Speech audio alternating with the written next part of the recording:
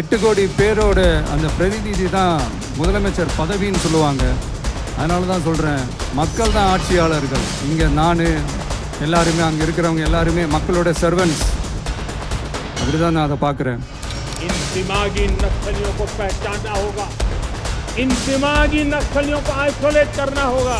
दोस्तों, जब लाल किले की प्राचीर से प्रधानमंत्री नरेंद्र मोदी बड़ी बड़ी बातें, बड़ी बड़ी थ्योरी गढ़ रहे थे, तो उसी दौरान तमिलनाडु के मुख्यमंत्री विजय ने ध्वजारोहण के बाद अपनी स्पीच से पीएम मोदी को बता दिया कि ये जो आप समस्याओं से घिरे हैं, कहीं ना कहीं आपके बड़े नेता से लेकर आपकी पार्टी जो डरी हुई है वो बस ये कर लें, फिर बच जाएंगे।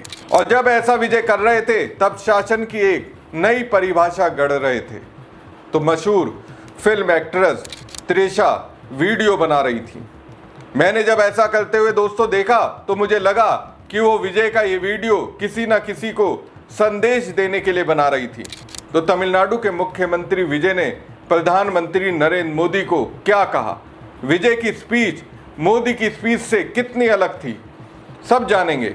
आखिरी तक बने रहिएगा। नमस्कार दोस्तों, मैं हूं परवीन सानी। दोस्तों, यहां पहले ही आपको बता दूं, प्रधानमंत्री का पद और मुख्यमंत्री का पद दोनों के बीच बहुत बड़ा अंतर है।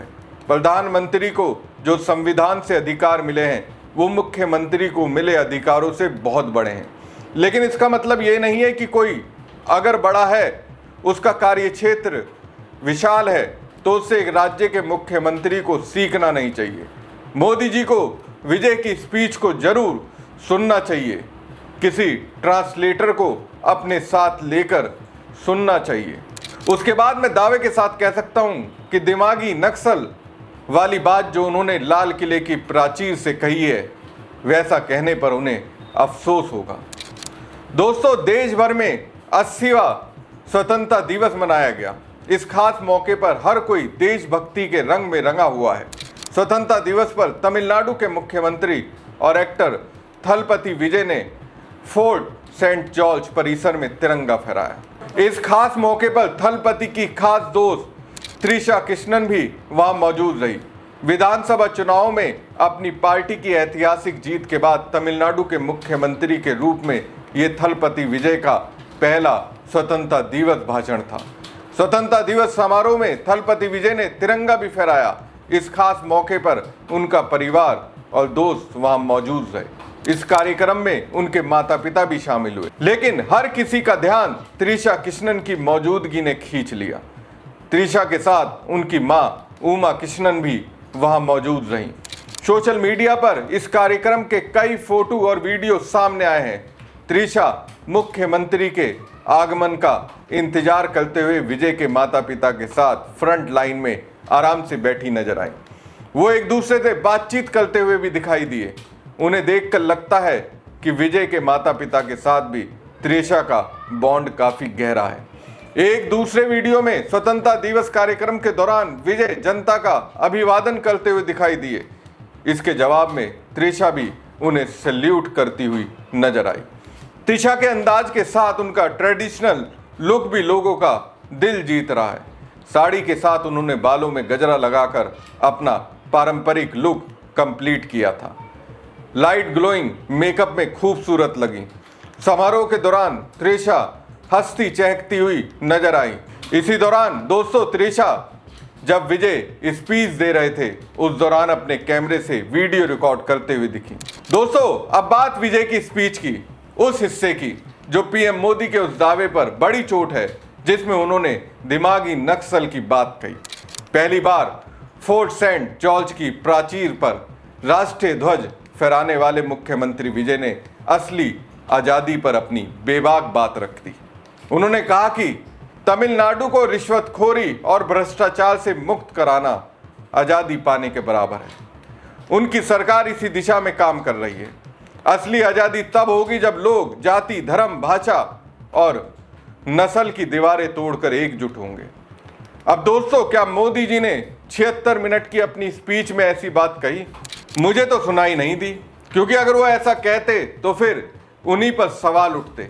क्या आप जाति और धर्म की बात नहीं करते हैं? क्या हिंदुओं के वोट को साधने के लिए एक धर्म विशेष को निशाने पर नहीं लेते हैं? मोदी जी ऐसा कह ही नहीं सकते। ऐसा कहते तो फिर बीजेपी की राजनीति अपने आप में खत्म हो जाती। खैर दोस्तों, थलपति विजय तमिलनाडु के मुख्यमंत्री हैं। कम से कम वो अपने प्रदेश में तो ऐसा कर सकते हैं और कर भी रहे हैं। दोस्तों, इससे पहले मुख्यमंत्री विजय ने प्रधानमंत्री नरेंद्र मोदी को सीधा पत्र लिखकर अपनी मिट्टी दक्षिण भारत के हक की जो लड़ाई छेड़ी थी, उन्होंने प्रधानमंत्री नरेंद्र मोदी को पत्र लिखकर लोकसभा में सांसदों की संख्या 543 पर स्थायी रूप से बनाए रखने के लिए संविधान में जरूरी संशोधन करने के लिए कहा था। उन्होंने तमिलनाडु विधानसभा की ओर से 12 अगस्त 2026 को पारित प्रस्ताव का हवाला देते हुए परिसीमन और महिलाओं को 33% आरक्षण से जुड़े मुद्दे भी उठाए। मुख्यमंत्री विजय ने कहा कि तमिलनाडु विधानसभा के प्रस्ताव में लोकसभा यानी हाउस ऑफ द पीपल के सदस्यों की कुल संख्या 543 पर स्थायी रखने की मांग की गई। इसके साथ ही राज्यों को आवंटित लोकसभा सीटों की संख्या को भी मौजूदा स्तर पर स्थायी बनाए रखने की बात कही गई। इसका मतलब है कि अभी राज्यों के बीच लोकसभा सीटों का जो बंटवारा है उसे बनाए रखा जाए और भविष्य में परिसीमन के कारण इसमें बदलाव ना किया जाए।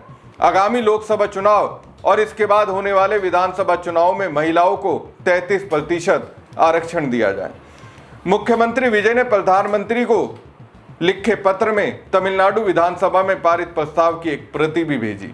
उन्होंने प्रधानमंत्री से प्रस्ताव पर विचार करने और इस संबंध में जरूरी संवैधानिक संशोधन करने के लिए कहा। दोस्तों, 12 अगस्त को तमिलनाडु विधानसभा में इस मुद्दे पर चर्चा के दौरान आशंका जताई गई कि जनगणना के बाद यदि संविधान के अनुच्छेद 81(2)(a) के तहत सीटों के आवंटन का प्रावधान लागू किया गया तो दक्षिणी राज्यों की लोकसभा सीटों की संख्या कम हो सकती है। विधानसभा में 1967 का उदाहरण भी दिया गया। उस समय तमिलनाडु में लोकसभा की सीटें की संख्या 41 से घटकर 39 हो गई थी। विधानसभा के प्रस्ताव में कहा गया कि 1971 के बाद की जनसंख्या के आधार पर होने वाला ऐसा कोई भी परिसीमन जिससे मौजूदा सीटों की संख्या में बदलाव हो दक्षिण राज्यों के साथ लंबे समय तक अन्याय का कारण बन सकता है। दक्षिणी राज्यों ने जनसंख्या नियंत्रण कार्यक्रमों को प्रभावी तरीके से लागू किया है। दोस्तों, विजय की बात को आप पसंद करें या ना करें, लेकिन उन्होंने कम से कम एक बात तो साफ कर दी कि सरकार का काम सिर्फ सत्ता चलाना नहीं होता, सरकार का काम लोगों के डर को खत्म करना भी होता है। आज दक्षिण भारत को डर है कि जनसंख्या को नियंत्रित करने वाले राज्यों को कहीं भविष्य में इसका राजनीतिक नुकसान न उठाना पड़े। तमिलनाडु जैसे राज्य सवाल पूछ रहे हैं कि अगर हमने परिवार नियोजन को गंभीरता से लागू किया, आबादी बढ़ने की रफ्तार को रोका, तो फिर हमारी लोकसभा सीटों के साथ ऐसा क्यों हो कि हमारी राजनीतिक ताकत ही कम हो जाए। और यहीं पर बीजेपी की राजनीति से सवाल पूछना जरूरी हो जाता है, क्योंकि जब चुनाव आता है तो हर वोट की कीमत बताई जाती है, लेकिन जब उसी वोट के पीछे की आबादी के आंकड़ों के बदलने की बात आती है तो दक्षिण के राज्यों की चिंता को आखिर इतनी आसानी से क्यों नहीं सुना जाता। बीजेपी अगर सच में सबका साथ सबका विकास की बात करती है तो फिर उसे दक्षिण भारत की इस चिंता का जवाब साफ शब्दों में देना चाहिए। सिर्फ राष्ट्रवाद की बात करने से काम नहीं चलेगा, संघीय ढांचे में राज्यों का भरोसा भी बचाना पड़ेगा। और मोदी जी, लाल किले से भाषण देना आसान है, पूरे देश को एक साथ लेकर चलना मुश्किल है। देश तभी मजबूत होगा जब दिल्ली की आवाज के साथ चेन्नई की आवाज भी सुनी जाएगी, जब उत्तर भारत की चिंता के साथ दक्षिण भारत की चिंता भी बराबर महत्वपूर्ण मानी जाएगी। क्योंकि भारत सिर्फ दिल्ली नहीं है, भारत सिर्फ एक पार्टी नहीं है, भारत सिर्फ एक नेता नहीं है, भारत उन करोड़ों लोगों का देश है जिनकी भाषा अलग हो सकती है, राजनीति अलग हो सकती है, सोच अलग हो सकती है, लेकिन संविधान सबका एक है। और शायद यही वो बात है जिसे सत्ता में बैठे लोगों को सबसे ज्यादा याद रखने की जरूरत है। आपको क्या लगता है? कमेंट बॉक्स में कमेंट करके जरूर बताएं। साथ ही पेज को लाइक और खबर को ज्यादा से ज्यादा शेयर कीजिएगा। धन्यवाद। 8 கோடி பேரோட அந்த பிரதிநிதி தான் முதலமைச்சர் பதவின்னு சொல்லுவாங்க. அதனால தான் சொல்கிறேன், மக்கள் தான் ஆட்சியாளர்கள். இங்கே நான் எல்லாருமே, அங்கே இருக்கிறவங்க எல்லாருமே மக்களோட சர்வன்ட்ஸ். அப்படி தான் நான் அதை பார்க்குறேன்.